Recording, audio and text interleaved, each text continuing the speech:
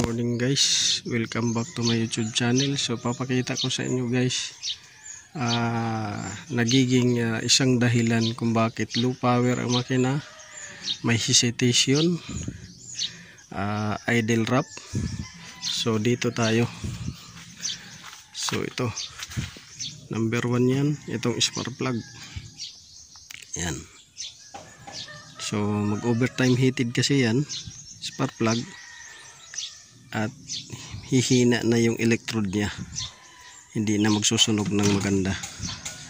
Yan, isang dahilan yan.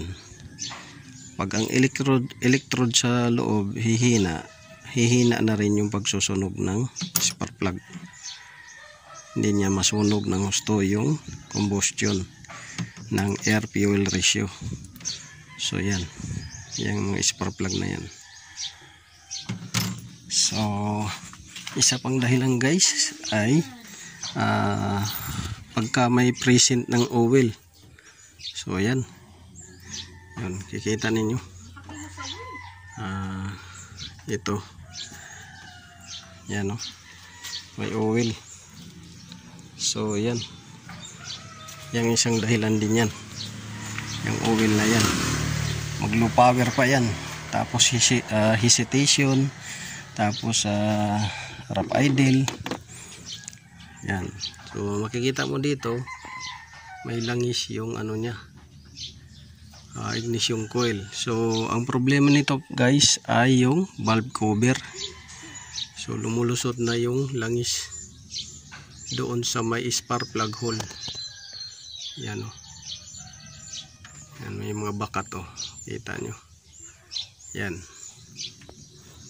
So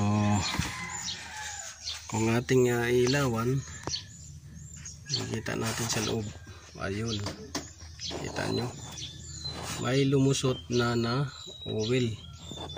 So mag-cause yan ng hesitation at low power, idle wrap. So yan, kita nyo.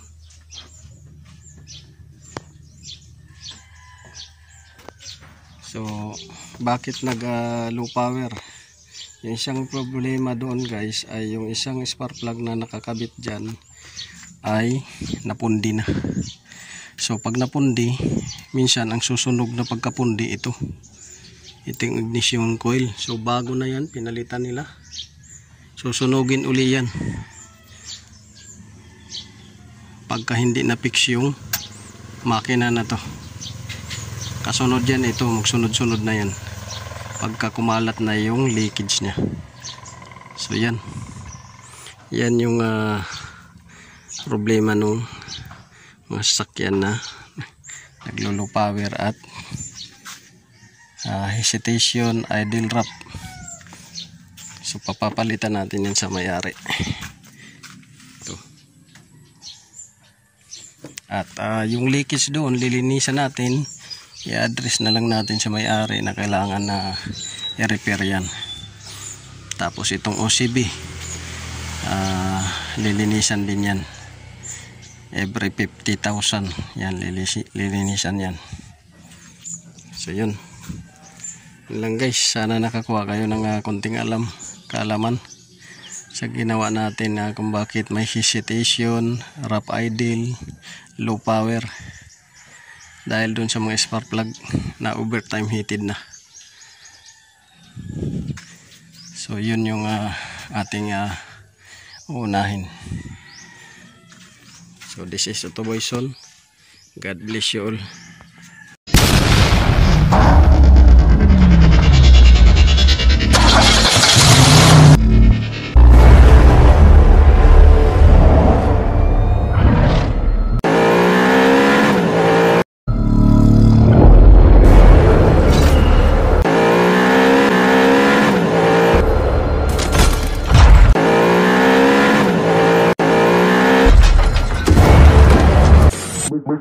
Make